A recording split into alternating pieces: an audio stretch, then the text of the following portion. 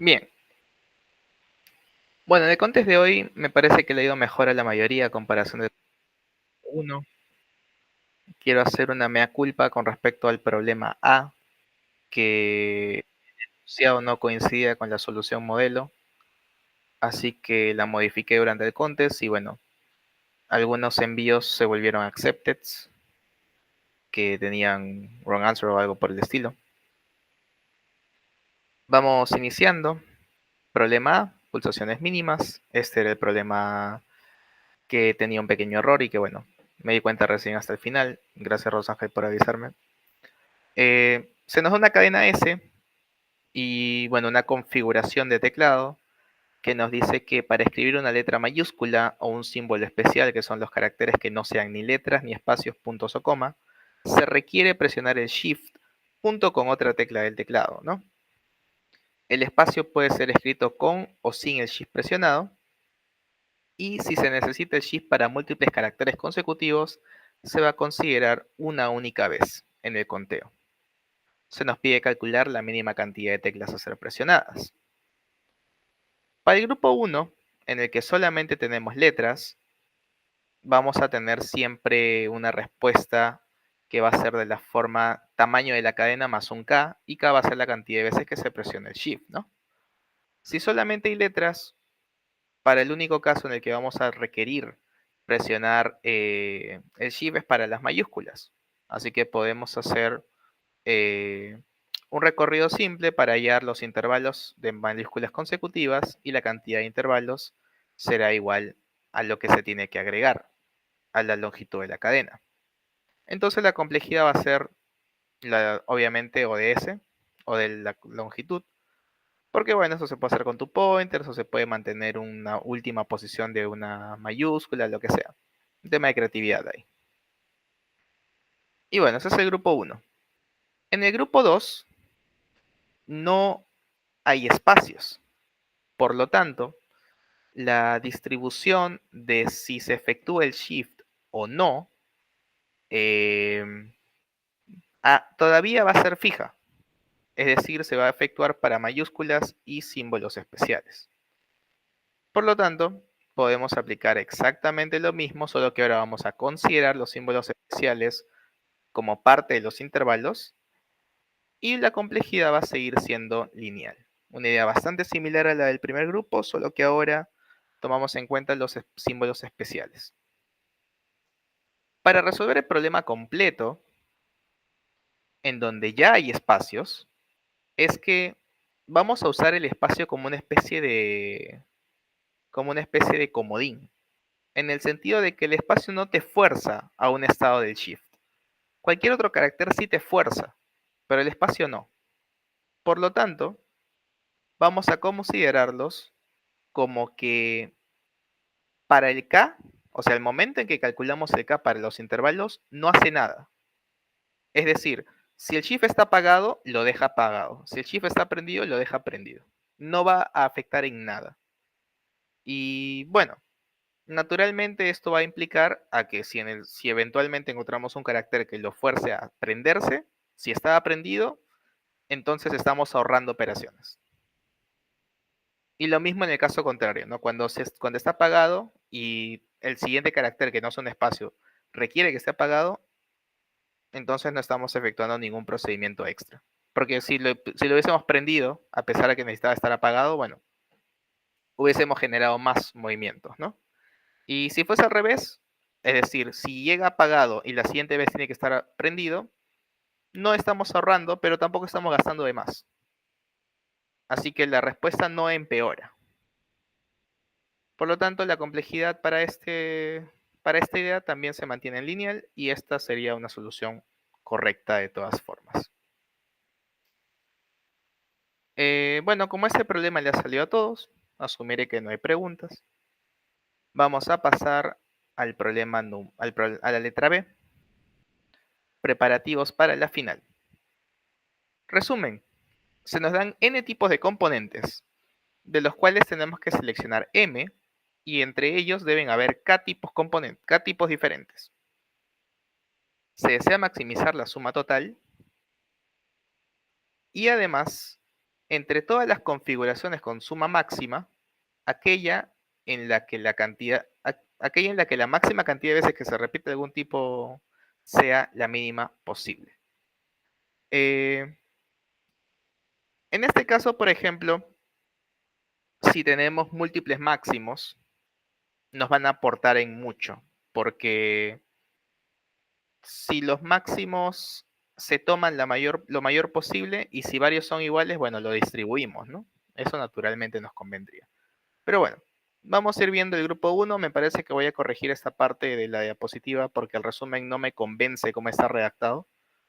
Pero vamos a ver. Grupo 1. Si todos los A sub I son distintos, la respuesta con suma máxima es única.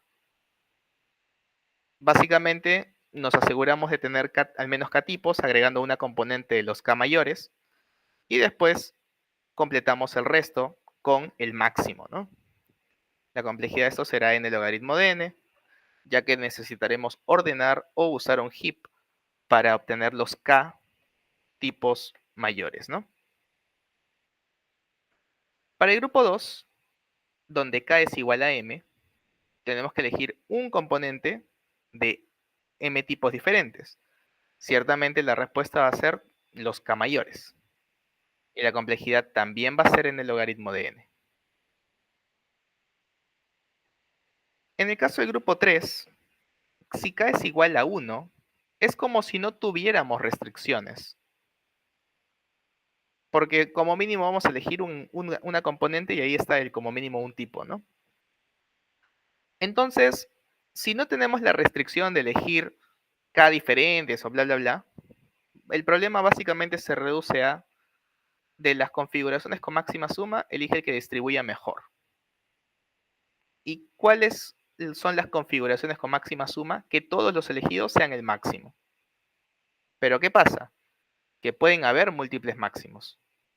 Vamos a considerar que hay X máximos y ciertamente lo que nos conviene para minimizar el máximo repetido es distribuirlos casi equitativamente, ¿no?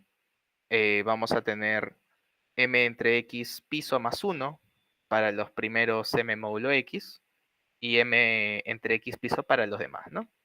La complejidad todavía va a ser, bueno, en este caso me parece que deja de ser en el logaritmo de n y se vuelve O de n, porque podemos encontrar el máximo en tiempo lineal y la cantidad de veces que se repite en tiempo lineal. Así que eso también lo tengo que corregir. Pero bueno, hasta aquí tenemos los tres primeros grupos. Los grupos 4 y 5 van a ser resueltos con la misma idea, pero posiblemente diferente implementación. Me parece que la forma en la que está diseñado el problema es que para el grupo 4 sea un poquito más laxo con respecto a cómo se obtienen los máximos y los mínimos. O bueno, cómo se obtienen los máximos, ¿no? Que permite un escaneo lineal por algo así. Mientras que el número 5 ya es una solución en el logaritmo de n completa, ¿no? Vamos a ver cuál es la idea a grandes rasgos. Si tenemos x mayores, o sea, x valores máximos, tenemos dos posibilidades. Si x es mayor o igual que k, entonces podemos distribuir los m componentes entre ellos de manera similar que en el grupo 3. Es decir, lo distribuimos entre todos. Porque si lo distribuimos entre todos esos x, no solamente estamos manteniendo la máxima suma, sino que estamos minimizando el máximo repetido y además coincide con que tienes al menos k tipos. El problema surge cuando tienes estrictamente menos. Cuando tienes estrictamente menos, lo que te va a bastar es tomar uno de los k máximos y los m menos k que te quedan lo distribuyes entre los x máximos. Y como había mencionado, la complejidad, si es que uno lo hace eficientemente, va a ser en el logaritmo de n, o si no, va a ser un n cuadrado o un n por m, lo que sea, dependiendo cómo se implemente para el caso del grupo 4, ¿no? Y prácticamente esa es la idea con respecto al problema B. No es tan complicado, pero necesitaba observaciones importantes, ¿no? Ese también creo que le ha salido a la mayoría. Sí, este le ha salido a todos, así que asumiré que no tienen preguntas. Vamos a pasar al problema C, que es el primero que no le ha salido a todos, digamos, en el orden de letra. ¿Qué nos dice este problema? Se nos dan n posiciones a sub i en un segmento de longitud L. Y se desea seleccionar en intervalos LI y RI, tales que LI, RI contenga al iésimo punto, y que además estos intervalos sean como una partición del segmento del 0 al L, ¿no? Lo que nos piden es minimizar el máximo RI menos LI. De hecho, es bastante parecido al problema anterior, ¿no? Es como que quieres seleccionar algo y quieres minimizar el máximo de alguna propiedad. Sin embargo, el método de resolver este problema es diferente. Ya no es un greedy, por así decirlo. Bueno, tiene parte de greedy, pero vamos a ver. Grupo 1. Solamente tenemos dos posiciones. Eso quiere decir que vamos a elegir un único punto de corte. Y bueno, ¿no? Naturalmente, el primer intervalo tiene que terminar entre A de 1 y A de 2, porque no puede terminar antes que A de 1, si no, no lo contendría, y no puede terminar después de A de 2, porque el segundo intervalo no tendría la de 2. Entonces, básicamente queremos escoger ese punto de corte, de manera que el máximo de esas dos distancias, digamos, si el punto de corte es X, que el máximo entre X y L menos X sea mínimo posible, y que aún así el X esté entre A de 1 y A de 2. Entonces, naturalmente se tiene que estar lo más cerca posible al L medios, ¿no? ¿Y qué pasa? Que si L medios está en ese rango que podemos elegir, la respuesta es L medios. En caso contrario, si A de 1 fuese mayor que L medios, es decir, el intervalo de A de 1 a A de 2 está a la derecha, la respuesta va a tener que ser A de 1. Porque tenemos una situación algo así, ¿no? Tenemos, déjenme poner acá está, tenemos acá el 0, el A1, A2 y el L. Si el L medios está por acá, a mí me conviene tomar este punto, porque contiene el A1, el otro intervalo va a contener al A2, y es el que está más cerca al L medios posible. Pero es más cerca al L medios superándolo. Así que la respuesta va a ser el mismo A1. Se puede aplicar un criterio similar cuando el A2 es estrictamente menor, y en ese caso la respuesta es L menos A2, ¿no? Y con eso se puede resolver el grupo 1, que es relativamente sencillo, un simple análisis. Obviamente la complejidad es O de 1. Para el grupo 2, tenemos que n es igual a n más 1. ¿Eso qué quiere decir? Que todos, digamos, se toman todas las posiciones, 0, 1, 2, 3, 4, 5, así hasta L. Eso se da porque las posiciones tienen que ser enteras, ¿no? Solamente hay L más 1 posiciones enteras entre el 0 y el L, incluyendo los extremos. Entonces vamos a considerar que elegimos un X', de manera que el iésimo intervalo va desde I menos 1 por X' hasta I por X'. Entonces lo que queremos plantear es algo así como que tenemos todo ese intervalo del 0 al L y queremos dividirlo en porciones del mismo tamaño X. Bueno, X', ¿no? Así. Y lo que deseamos es que cada uno de estos intervalos contenga al iésimo de los puntos. Naturalmente se tiene que dar que A sub i menor o igual que I por X' menor o igual que A sub i más 1.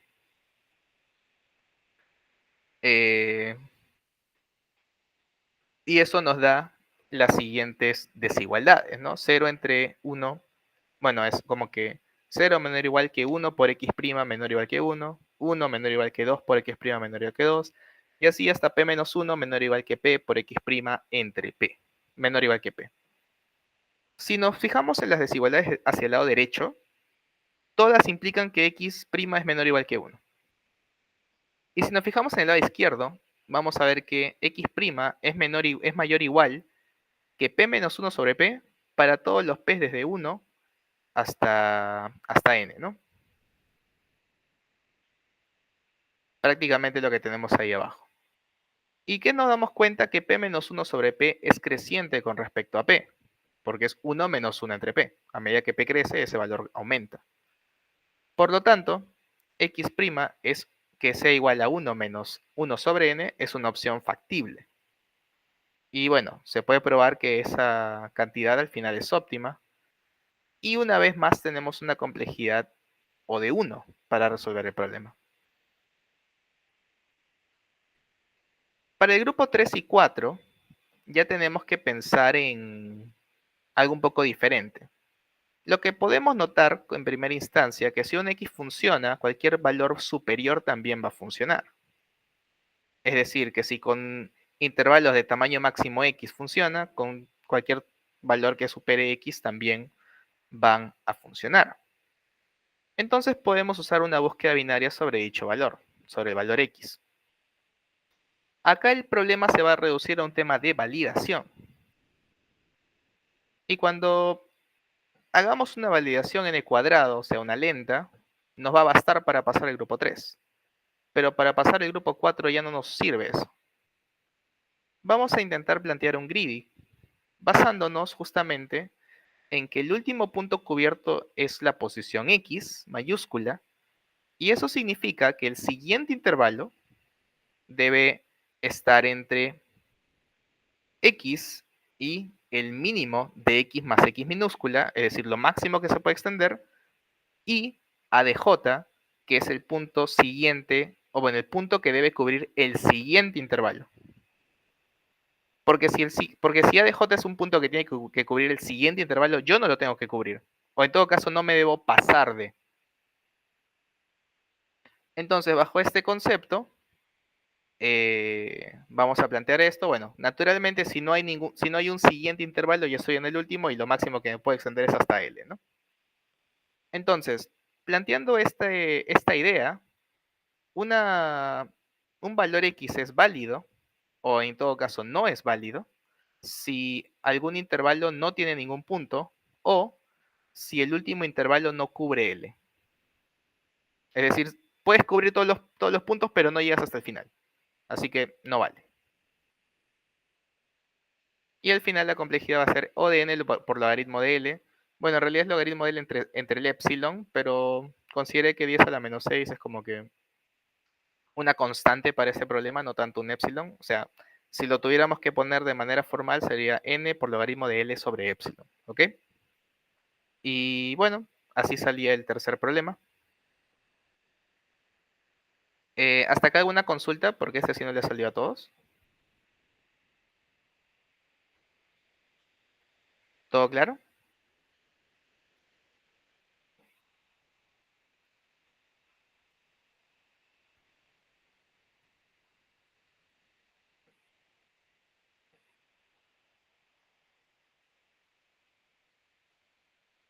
Bueno, asumiré que sí. Ahora pasamos al último problema. Desafío teleférico. Bueno, ese problema básicamente nos dice que vamos a tener las secuencias de 6 dígitos de todos los números entre 0 y 10 a la 6 menos 1. Y tenemos que determinar si se pueden particionar estos dígitos y formar una expresión que se evalúe a 100. Hay algunas reglas como que no se ceros a la izquierda, o que solo se puede usar suma, resta, multiplicación, división y negación unaria. Es decir, negación unaria prácticamente es multiplicar por menos 1 el número, para escribirle el menos a la izquierda, ¿no?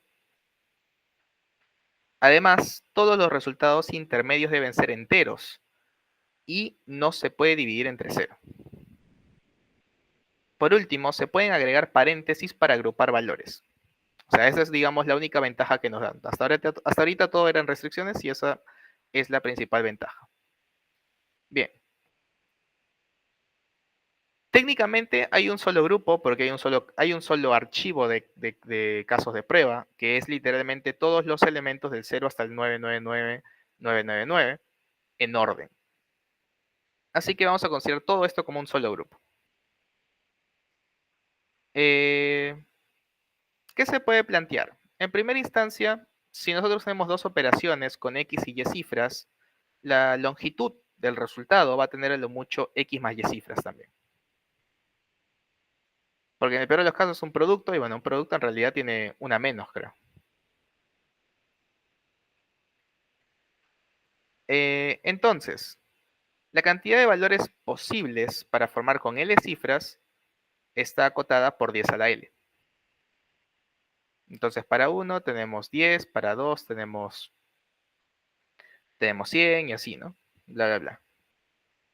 Por otro lado, si tenemos que X es un entero, el tamaño de del conjunto de valores que puede generar está acotado por 10 elevado a la longitud, ¿no? La cantidad de cifras, que es una consecuencia de lo anterior. Y acá nos tendríamos que dar cuenta que para 1, 2, 3 y hasta 4, podríamos decir, como que no es tan jalado de los pelos calcular todos los posibles valores que se pueden generar, ya que para 1 es, bueno, básicamente es, bueno, está acotado por 10 al cuadrado, para 2 está acotado por 10 a la cuarta, para 3 está acotado por 10 a la sexta, y para 4 está acotado por 10 a la 8, porque recordemos que X es un entero, pero cuantos números hay con longitud L está acotado por 10 a la L.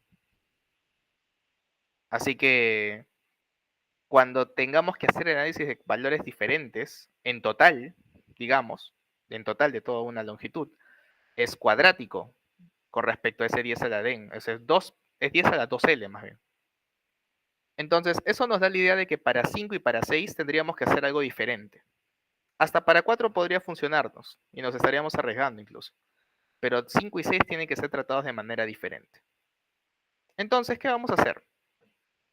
Para los que son de longitud 4 o inferior, generamos todo. No hay ningún problema, generamos todo lo posible.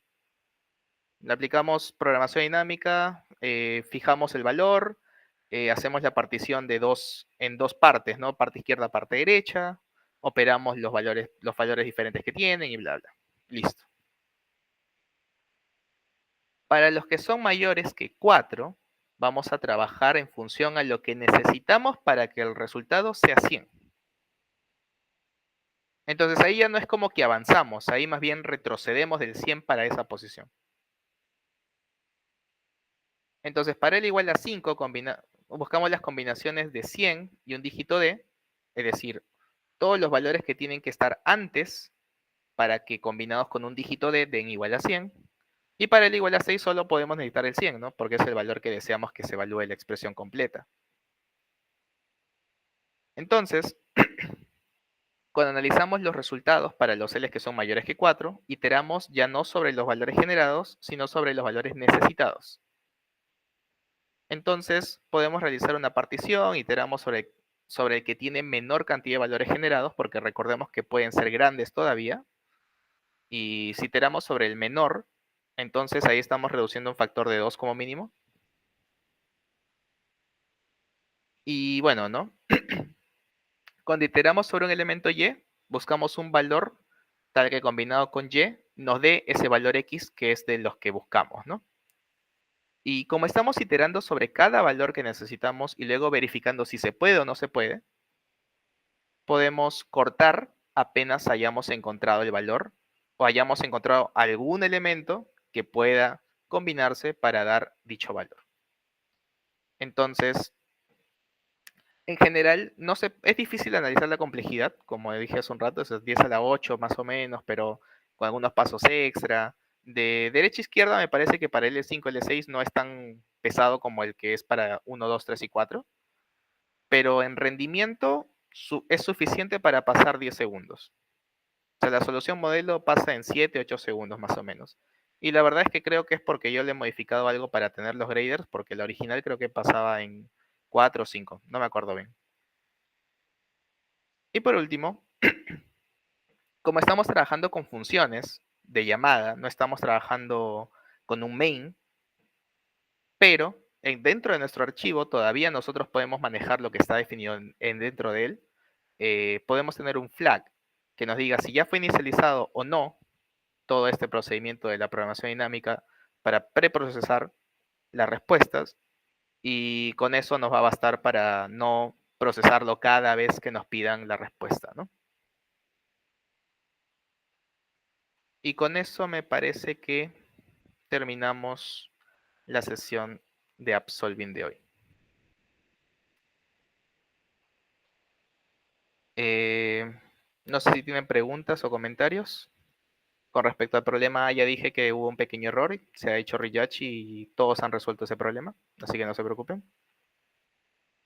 No he visto más envíos. Sí, no he visto más envíos, así que ahorita ya ha terminado la participación de todos. Pueden ver el sheet que les compartí el día de ayer para los resultados finales del día de hoy. Y bueno, de acá en un par de horitas les toca la clase. Hoy se va a encargar Miguel, me parece que el mañana y pasado me voy a encargar yo. Y dependiendo la situación, puede que yo también me encargue la del viernes. Todavía no estamos seguros. Así que, bueno, eso sería todo. Voy a detener la grabación.